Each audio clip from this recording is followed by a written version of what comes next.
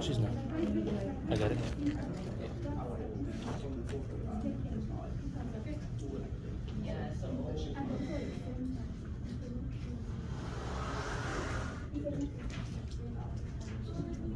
Sorry if I scared you, but I thought about that. It's all right. I'm always, I don't know, I always get like that. I really can get a detail tonight.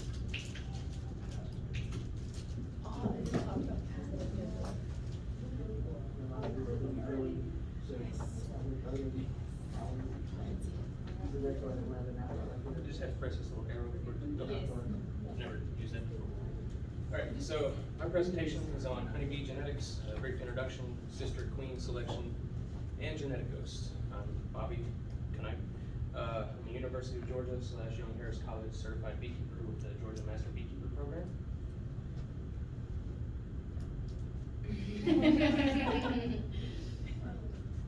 That was kind of like the waggle dance thing.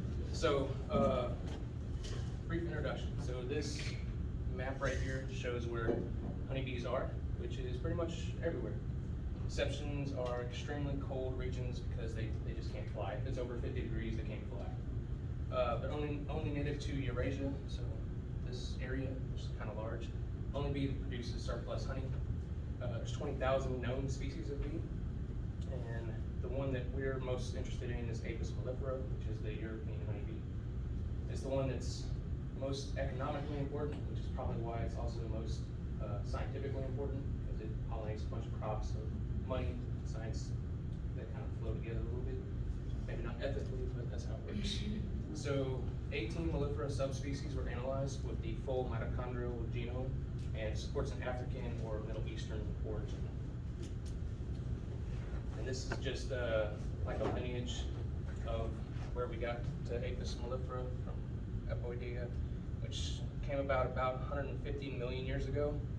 And it just shows their relatedness to a bunch of other insects. And our favorite, Drosophila melanogaster, everybody knows that one, hopefully. They came about whopping 250 million years ago or so. So, out of those 20,000 species of bee, there are only 8 that are recognized as honeybees.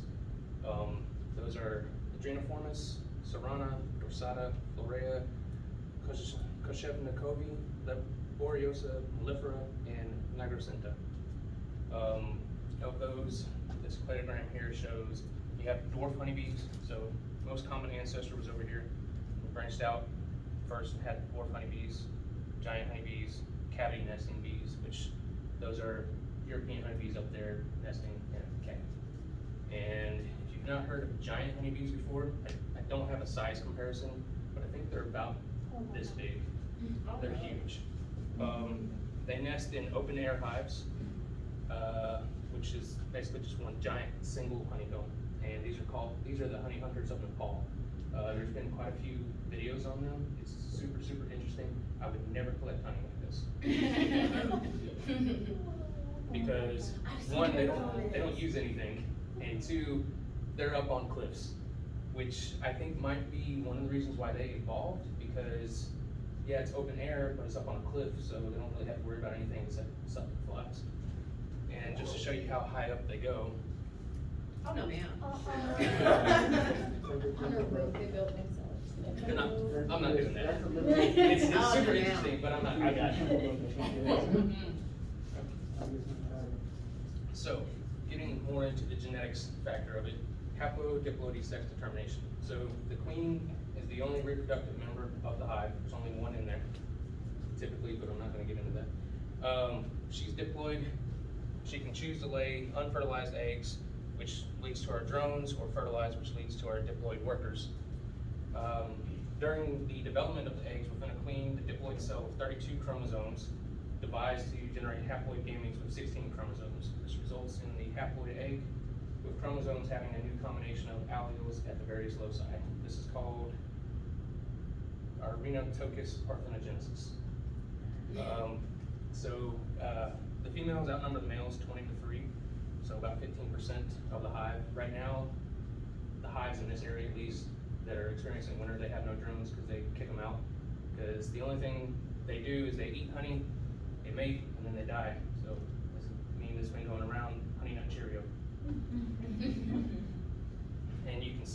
the difference between a drone and a worker. So drones have huge, well, the next one picture I'll show you has that a little bit better. But these are the eggs. And the drone is much larger than the regular bees. They're stockier, and they have big giant eyes. That's so that they can see queens in midair and grab them and mate.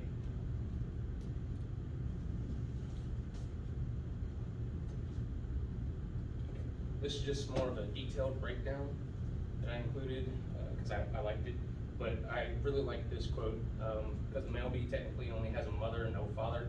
Its genealogical tree is unusual. First generation has one member. Going back one more has one member, the mother.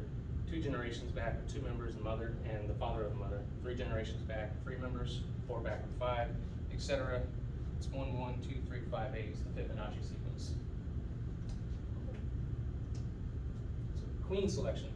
This is a queen honeybee. For those that don't know, you can see how much different she is considering she has a full set of actually developed ovaries. That's what makes her larger than regular worker bees. Old information meets new. So back in the 1950s, it was a hot topic on why or how bees selected queens. There were some people that thought it was nepotism, which that's where, like, hey, you're related to me, so I'm going to give you a job over somebody who's actually qualified for the job. And fat larvae, so the nurse bee selecting the larvae that had eaten more. Younger larvae are preferred for queens, less than 3 days old, because they're still totipotent, which means that they can develop either into workers or into queens. Over 3.5 days old, intercasts develop, and intercast is, so queen selection is not an on-off switch. You can have a worker and then kind of like gradual steps up to a queen, and those gradual steps, those ones are not that great, and they'll typically replace those queens quickly because they're not good, according to the bees. They might look just like a queen, but either her ovaries didn't get developed enough, or she just still kind of has like a worker mentality, so she's not operating like she should be. Nurse bees detect the difference between the worker and queen cells and feed different food. And a few more slides, you'll see the difference. You can't see it in this one, but worker cells are very tiny compared to a queen cell. And the consensus now is either different sugar concentrations or other phagostimulants in royal jelly. And they believe that perhaps the stretch receptors in the gut send signal to the brain, to the larvae to eat more. And that is, so that signal causes higher juvenile hormonosynthesis by the corpora allata and results in reduced apoptosis and the expression of queen-specific genes, resulting in the queen phenotype. And queens and workers have different activated genes and protein profiles. Genetically, completely identical, but it's phenotypical differences that make them stand out. So this is a queen cell, and that's a queen larvae. This is kind of not orientated correctly, but otherwise you wouldn't be able to see it. So as you can see over there, the frames are orientated vertically, and so are the queen cells. They're hanging straight down. So this is actually just floating, not floating, but it's stuck to the royal jelly, and if it were to fall out, it just falls straight down. Whereas the workers they're in their cells like this, they can't fall. In an experiment by Wang et al., they established that honeybees have a DNA methylation system that has 2 active orthologs of DNA methyltransferase, DNMT1 and DNMT3. And ortholog are genes which evolved from a common ancestral gene by speciation that usually have retained a similar fashion, but in different species. I found that very interesting that most animals we share genes with honeybees. I don't think of them as being that related to you.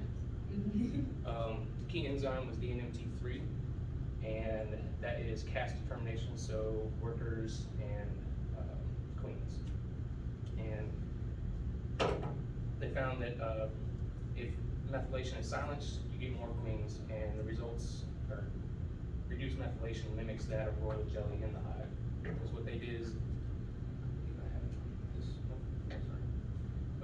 they did an experiment in the hive where,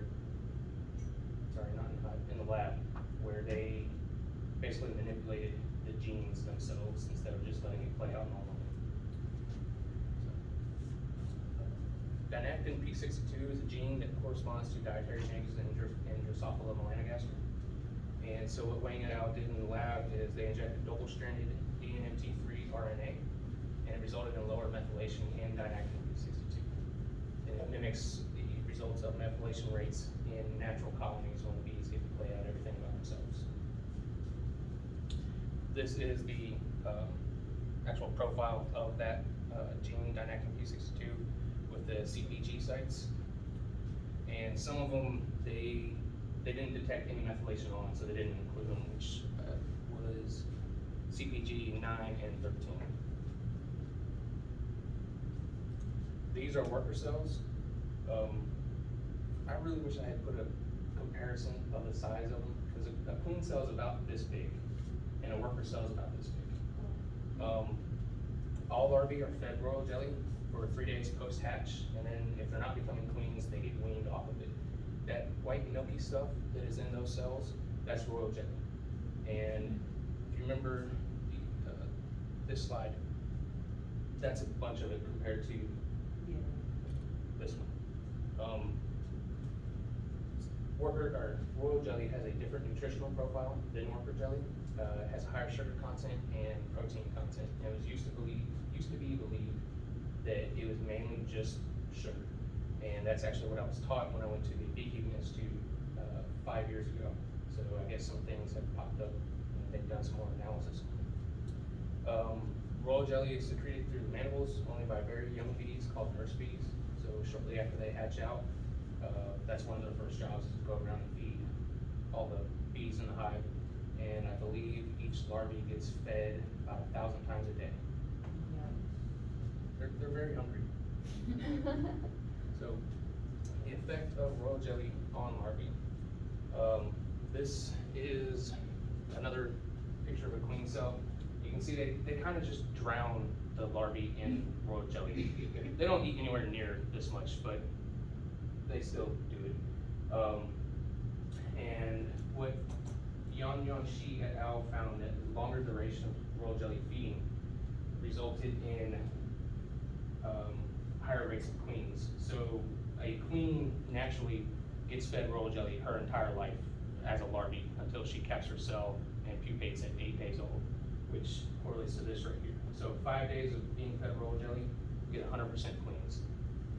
Knock it down a day, numbers kind of differ. And then down to 3 days, which is what all the bees are fed, and then workers usually get taken off of it at 3 days. You get a bunch more workers. They found that the changes correlated with significantly increased proportions of queens produced. As you can see, queens start going up until they hit 100%. And significantly decreased proportions of both intercaste and workers. Analysis of each individual methylation site indicated that almost half of the CBG sites, 4 out of 10, increased duration of royal jelly feeding significantly lowers rates of methylation. And up here for B, if you look at this, it doesn't really look like there's that much change. And when I looked into it, what it is based on their testing kit for this, the manufacturer told them to compare it to, it's relative to reference gene calmodulin in the honeybee. But if you look up here for the DNMT3 activity, you can see that as they're fed royal jelly for longer, the activity of that DNA methyltransferase drops drastically. I'm sorry, could you just repeat that? What was the calmodulin? What did they say about it?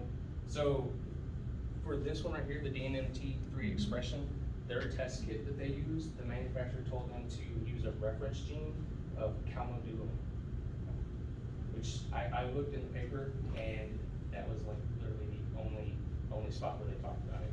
That's like a protein involved in a lot of cell signaling. It's highly responsive to calcium, so it's super sensitive. So I don't know. It was just interesting. Go ahead. Sorry, I didn't mean to. But I put that. I wanted to ask before I forgot. It might have something to do because I'm not sure if the exoskeleton incorporates a bunch of calcium in it, so I'm not sure. Well, just like calcium ions, like in the cell, so they're like molecular level, so it's responsive to that. But anyway, that's interesting.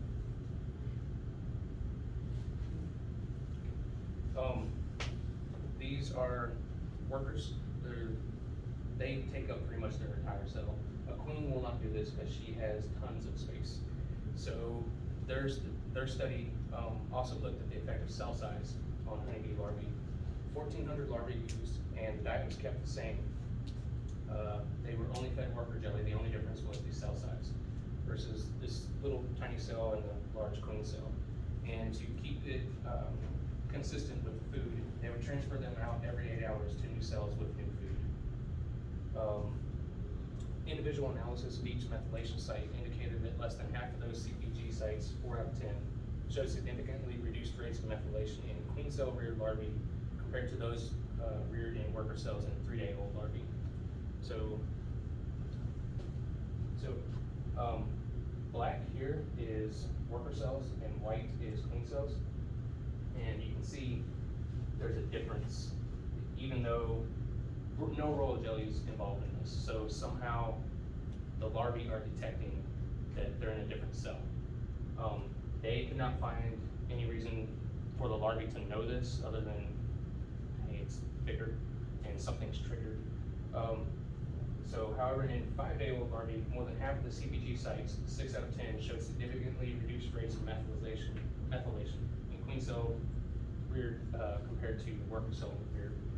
So just comparing these to, again, you can see differences in them.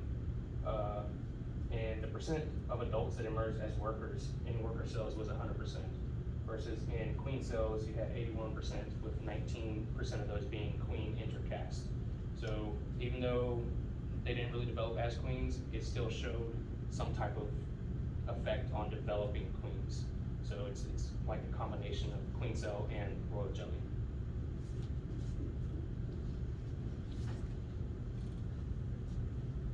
So they found that DNMT3 is critical for determining queens and workers, and that royal jelly silences methylation on dynactin P62. The length of royal jelly feeding is the reason why queen producers graft very young larvae, because the younger they are, the more chance that they're accepted by the hive and the better queens that are produced. If they get them any older, then it results in queens that are quickly replaced. So pretty much as soon as she goes out on her mating flights, comes back and starts replacing the brood, they get rid of her. They'll supersede her and kill her and then just replace her. And this was the first study that showed that cell size alone can influence queen determination. And also, there was a study that showed that I had mentioned earlier, nepotism, that the sisters preferred other sisters that they were more genetically related to. They found out that's not true at all. Basically just, if it's in a queen cell, they all just treat it like, hey, this is a queen, and there was no preferential treatment on it, which surprised me because I was always told, hey, they're more related, so they're going to choose the ones that are more related to them. And what determines them becoming a queen is going by the age of the larvae and the fatness of the larvae, so whether or not they eat more. And I actually realized that I forgot something way back here, sorry. So on this slide for the how many species, commercial beekeepers and beekeepers in general, they don't go by the species because the bee that is kept mainly is the European honeybee. So we have different breeds like Buckfast, Carniola, Italian, Caucasian, German, etc. And the reason why is because basically the first guy that comes up with this names it, and then he gets to sell it for a higher price or whatever. But usually it's temperament, swarming behavior, how quickly they react to their environment, honey production, and how well they can pollinate. That's what the different breeds are. But they're still genetically the same. So lastly is genetic ghost. So a hive that fails to produce a queen will eventually die because they have no way to continue, because the queen's the only one that can lay female workers. So if the queen dies, eventually there's no more brood that is produced, which was all those little white larvae that we saw. They release a pheromone which suppresses the development of the ovarials and the worker honeybees. And once that pheromone goes away, the workers will develop into like a pseudo queen. So they can lay eggs, but because they never go out on mating flights, they don't have a fully functional reproductive system. They can never lay female workers. And this is basically the hive's last ditch effort to have the drones go out there, which basically like mobile genetic material, and try to go mate with other hives' queens so that when their hive eventually dies off, at least their genes still live on in other hives as genetic ghosts. These are the sources, and I probably shouldn't do this, but I wanted to include it because I thought it was really interesting when I was researching it. I couldn't find anything that was really, that wasn't like anecdotal, so I didn't want to use it, but I found the spread of these Africanized honeybees, just how quickly they spread was insane to me. They started here in Brazil in 1957, and originally the queens were caged and kept captive, but the beekeeper went on vacation and his friend said, hey, I'll look after them for you. And then he noticed this weird device on him. He's like, oh, well, the queens and the drones can't get out. He took them off. There were 27 hives set up like this. But when he took them off, now the drones and the queens got to go out. And so they spread from this central part of Brazil in 57, here's in 63, and then just under 20 years later, they're almost out of South America. And then we have them in Texas in 1990. And then you can see the spread of Africanized honeybees from Texas in 1990 all the way up to, I think, it went to 2003. It's not as bad as what the media has played it out to be. They are dangerous, yes, but we don't have them here in Georgia at all.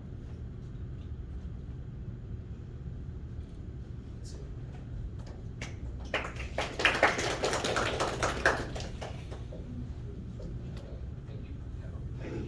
Did you have a question? Yeah, I got two questions actually. Okay. One is just like a broad question. What made you decide to actually like be a beekeeper and what was it at this point in your life? And then like, just getting into that one, I'll go to something. Okay, so actually my supervisor at my old job at the hospital, she got me into keeping bees, and she used to keep them in sample, and she would talk about them, and that got me looking into them. And then I found out how interesting they were, and then I went out and got my own hives, and I've been doing it for almost 6 years now. Right. So I've argued with my dad for like a long time, and I finally broke through with him, like, hey, we need not do like this kind of grass here, let's just keep it like natural, so we can have bees in our area.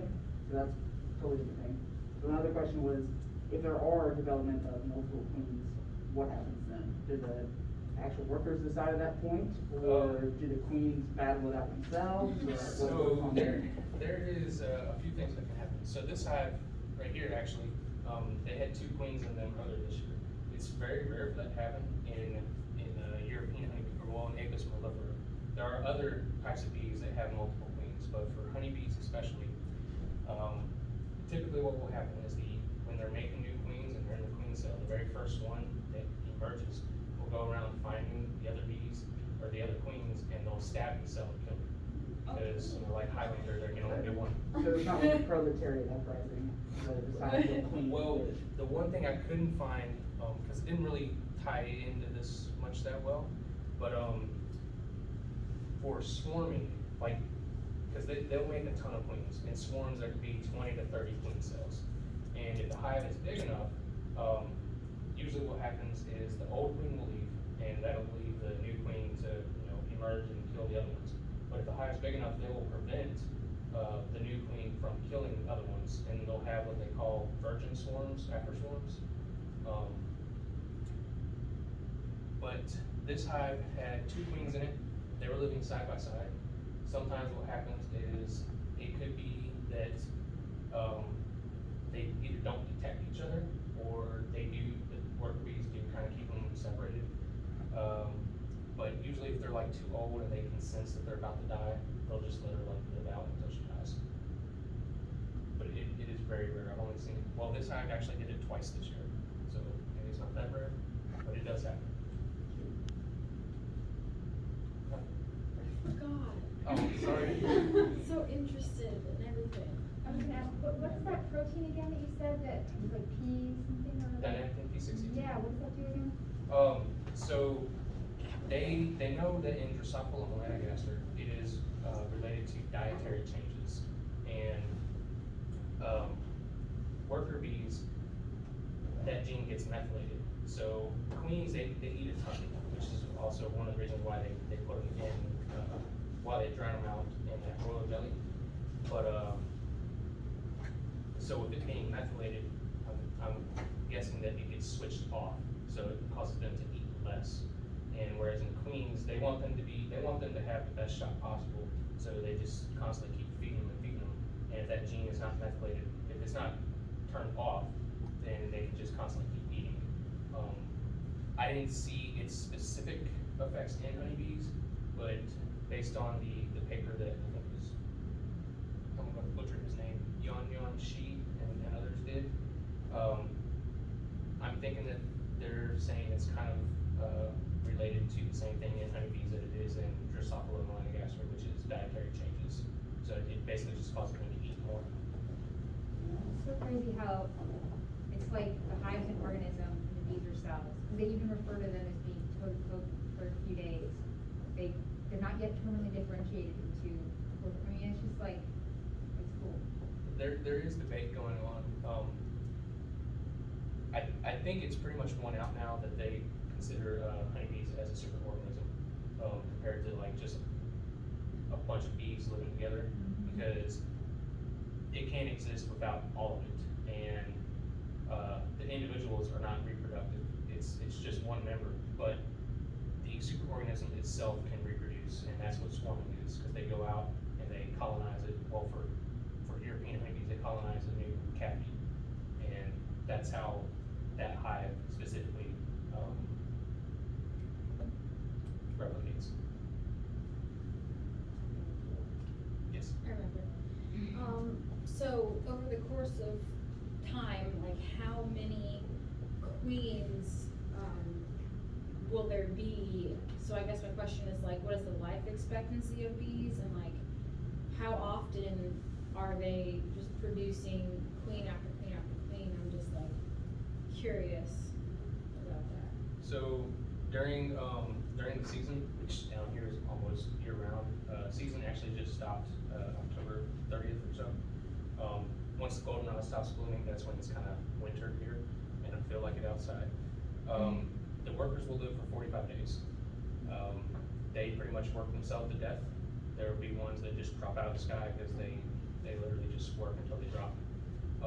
During the winter, like if we had winter, they can live up to 6 months, and it's basically because they have more fat in their body that they live off of. The queens, they typically commercially they replace them after a year, because she only goes out and she mates one time, and after that once she stores the sperm in her for the rest of her life. There has been, I think, one account of a queen bee living for 7 years. That is not normal. Typically it's about 3 to 5, but they get replaced after that first year because the quality of the sperm starts dropping and it gets halved every year. Is that all? Yeah. So commercially though, but like in the wild, how often would they replace the queen? Typically, when she gets old and during the spring when they go to swarm. But they're not replacing their queen during the swarming. The old queen is leaving and the new one takes over the hive. Continue just simply. Sure.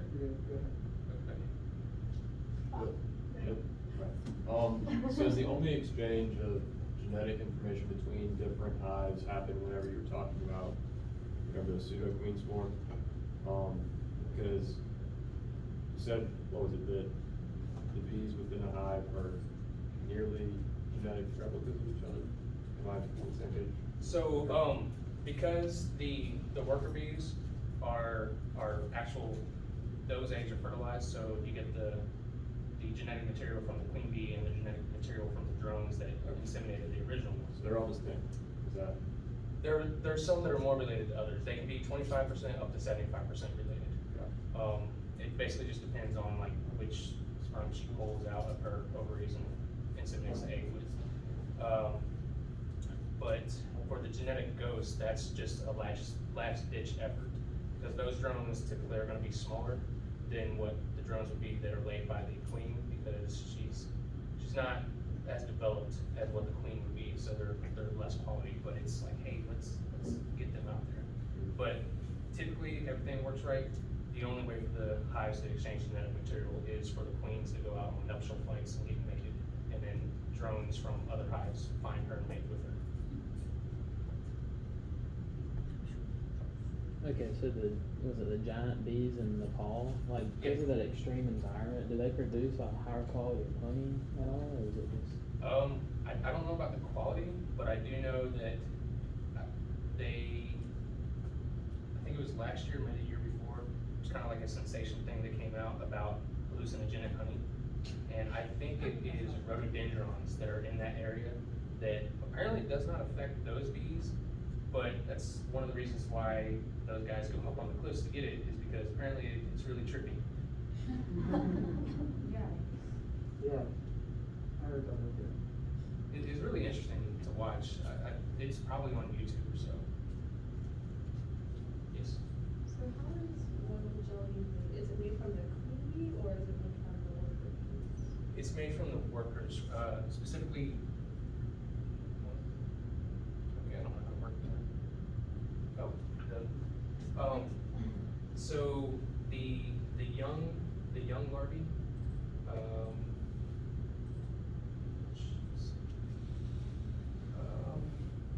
I took the slide out, or I took that picture out. But these are most likely nurse bees, and the bees that are taking care of the brood comb are the youngest bees in the hive, because only the young ones can secrete royal jelly. Worker jelly is kind of like a mixture between royal jelly and bee bread. So it's got more protein, but I think less sugar content in it. But they don't produce it for very long. Bees kind of have like a time frame on the jobs that they do. So the very first thing they do in the hatch is they clean out their cells, and then they go and they clean out the other cells so that when the queen comes by to inspect it, she can lay an egg. Then they will go around and start feeding the other ones. I can't remember how long it is, but I think it's maybe 7 days is how long they produce royal jelly. After that, they move on to a different job and they can't produce it anymore. In extreme circumstances, there is I think it's a hormone inside of them that can get switched on and cause them to make royal jelly, but it's like kind of dire. It's like, hey, we don't really want to be doing this, but they have to in order to have workers. Yes. So you mentioned before about how there's different like breeds of the bee. Are they still all what was the scientific name for it? Apis mellifera. Yeah, there's still all that. It's just, I guess maybe you could qualify them as a subspecies. So kind of like dogs? Yes, exactly. Oh, that's cool. Like they have different temperaments. They have different colors too. Like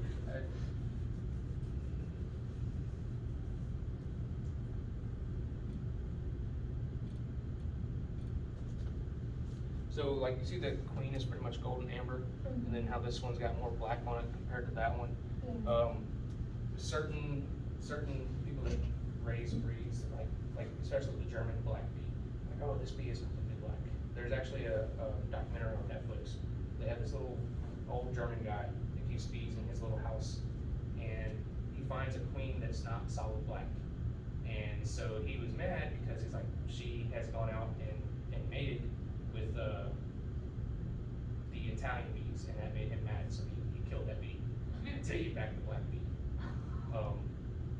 Which they can develop different colors, but typically you will see like a kind of like a color pattern on and definitely temperament. Like the buckfast bee, I think his name was I can't remember his name, but it was at Buckfast Abbey. He did like the first genetic work on bees, and I believe he was Brother Adam, that was his name. I believe he was blind, and he had his assistant do it for him. I think his assistant was somebody trying to be a monk, and it was like, hey, do this and you can become a monk. And that's where he started developing different temperaments of bees and everything. What kind of bee do you have? Those are mutts, which is typically what all the bees are in America, but you'll have inbreeders selling like specific ones, and that's because they artificially inseminate them, and they can guarantee that they're that. But as soon as you get them, and then like you go and create more bees, because there are some feral populations, they don't last that long, but you can't control something that can fly up to 6 miles away to go mate with something else. All right, well, just to keep on time, that was super interesting, but thank you, thank you. All right, and next up, Now I got last but not least, Ricky. Alright. Also, if anybody wants some honey later on after this, I've got some up here if you want to try it. Definitely. I'm gonna need some.